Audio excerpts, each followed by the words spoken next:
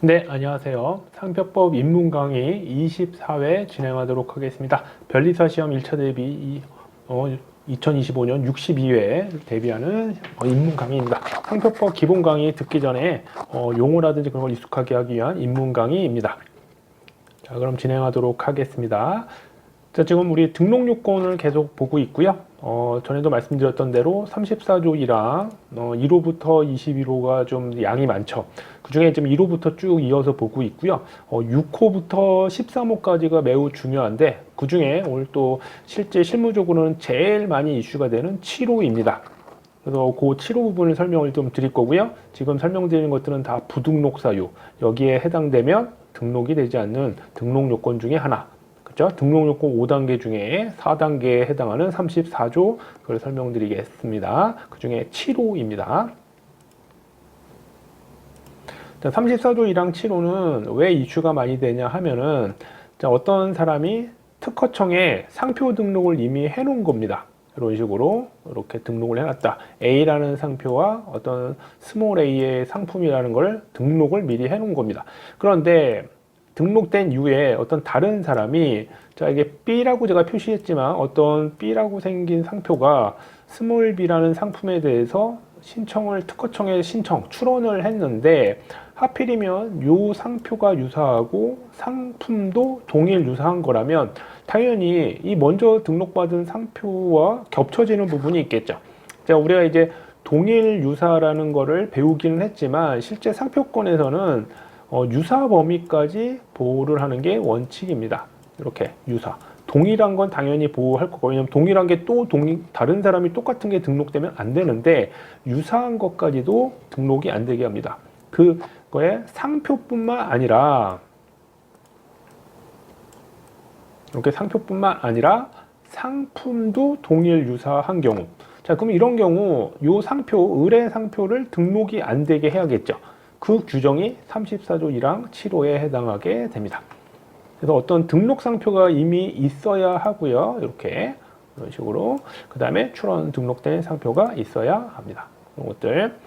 그래서 우리가 요 등록된 상표와 동일 유사한 범위 내에서 상표가 있는 경우 얘기를 하는 건데, 자 이게 이제 최근까지는 이제 이런 게 당연히 거절이 되고 그랬는데 2024년 5월 1일자로 개정이 되고 이제 시행되는 법률이 있게 되고 되게 중요한 법률이 나옵니다. 어떤 거냐면 자 우리가 원래 이런 등록이 안 된다고 했죠. 그런데 다른 나라에도 이제 인정되는 경우가 있는데 이걸 이제 상대적 거절 이유라고 합니다. 다른 어떤 상표와의 비교와의 관계에서 생기는 거절 이유인데 특히 다른 등록 상표와의 등록된 상표와의 관계에서 거절이 되면 만약에 요 갑이 요 등록 상표와의 관계에서 허락을 한다면 상표 등록돼도 돼 오케이 라고 허락 또는 동의를 구하거나 공존할 수 있게 동의를 한다 이렇게 표현하거든요. 그래서 허락 동의서 뭐 이렇게 얘기하는데 이걸 받으면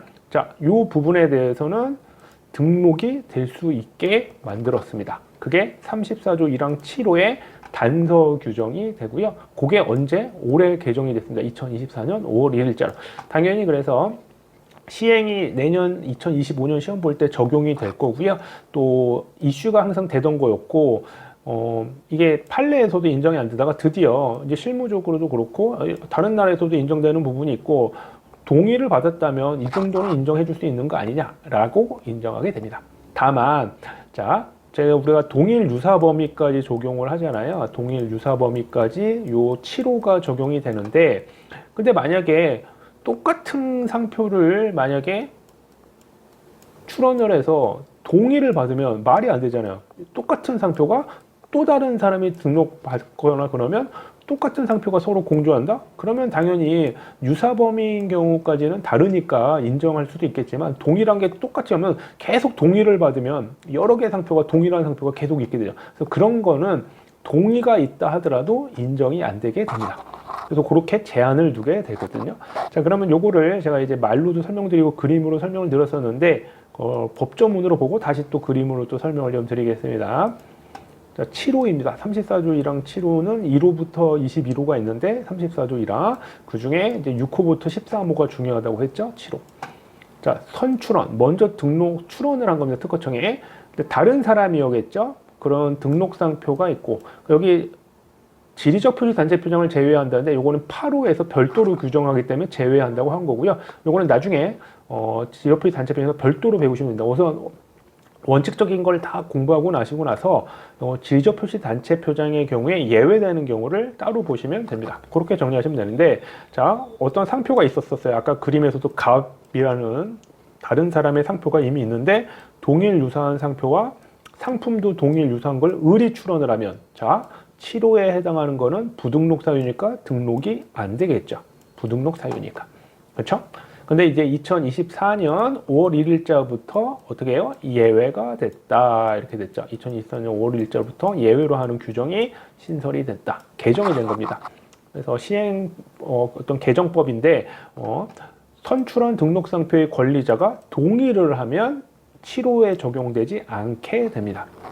대신 아까도 말씀드렸지만 상표와 상품이 동일한 경우는 똑같은 상표가 계속 있을 수 있기 때문에 유사한 거라면 다르니까 그런 부분에서도 인정해 줄 수 있다라고 했지만 동일한 거는 제외가 됩니다. 그래서 크게 요건을 잘 보시면 돼요. 선출원에 의한 타인의 등록상표가 이미 있고요. 그 상표가 동일 유사하고 상품도 동일 유사할 때 요건이 됩니다. 이렇게. 그렇죠? 근데 예외가 있다. 어떤 예외? 선출원 등록상표 권리자의 동의. 오케이. 뭐 후출원된 상표의 그 존재를 인정하겠다. 대신 동일한 경우는 안 됩니다. 그래서 요거를 구분을 하죠. 그러니까 이런 것들을 이제 시험이라면 어떻게 할까요? 동의, 뭐 유사한 경우는 제외라든지 뭐 이런 식으로 살짝씩 바꿉니다. 용어를. 그러면 여러분들이 이걸 놓치실 수가 있어요. 항상 정확하게 법조문은 정확하게 구분을 해 놓으셔야 합니다. 자, 이렇게 법조문을 보셨으니까 다시 또 그림을 볼까요? 워낙 중요한 거라서. 자, 타인의 선출원된 등록상표가 존재합니다. 그렇죠? 그렇죠? 근데 다른 사람이 상표도 유사하고 지정상품도 동일 유사한 경우 출원을 하면 이건 어떻게 된다고요? 7호에 따라서 거절이 된다. 이렇게 되죠. 등록이 된다면 무효가 될 거다. 그러나 예외가 있게 된다. 그렇죠? 예외는 어떤 허락, 오케이, 같이 뭐 공존할 수 있어 라고 동의를 하면 예외에 해당해서 7호에 적용되지 않고 등록을 받을 수 있게 됩니다. 이게 34조 1항 7호이고요. 7호는 실무에서 제일 많이 문제가 됩니다. 이런 것들. 그래서 가장 기본적인 건데 예전엔 많이 시험이 안 나오다가 요즘에는 이제 조금씩 몇 년에 한 번씩 꼭 2차에서도 나오고 있고요. 1차에서도 가장 기본적인 건데 많이 나오진 않지만 워낙 중요한 규정이고요. 요건이 이제 몇 번 공부하시면 뭐 어렵진 않아요. 판례도 몇 개 받고 오히려 34조 1항 7호에서 많이 나오는 판례는 상표의 동일 유사가 어떤 거가 있느냐, 상품의 동일 유사가 어떤 게 있느냐 이런 걸로서 오히려 상표와 상품 자체의 동일 유사를 따지는 내용들 그런 게 많이 나오지 7호 자체에 대한 것들은 딱 정해져 있습니다. 그래서 그런 것들 기본적인 개념을 알아두시면 타인의 등록상표가 이미 있는데 다른 사람이 상표 출원하면 안 되겠죠. 상표에서는 혼동이 생기면 안 되니까 그걸 제일 중요하게 생각한다고 했죠. 사용도 중요하게 보는데 그래서 만존 부정이다. 7호입니다. 그래서 먼저 등록된 상표가 있는 경우엔 등록을 받지 못하게 하는 규정. 이게 7호 규정이다. 이렇게 알아두시면 될 것 같습니다. 7호 너무 중요하고요. 자, 우리 추가적으로 6호부터 13호, 우리 16호까지, 6호부터 10호, 그 다음에 16호까지는 제척기간이라는 게 있다고 했습니다. 등록된 후에 무효 심판을 거는 제척기간이 있다. 자, 7호도 당연히 제척기간이 있죠. 그래서 6호 때 설명을 드렸고요. 6호부터 10호, 그렇죠? 그 다음에 16호에 해당하다. 이렇게 됩니다. 10호, 16호. 좀 약간 틀려서 설명을 좀 다시 드렸습니다. 제척기간에도 해당하는 거 알아두시면 될 것 같습니다. 자, 이렇게 해서 24회 강의 마무리를 하고요. 강의 들으셨다면 좋아요, 댓글, 구독 좀 부탁드리고 그런 것들이 여러분들 제가 컨텐츠 만드는데 도움이 많이 됩니다. 부탁드리겠습니다. 자, 다음 25회 때 뵙도록 하겠습니다. 감사합니다.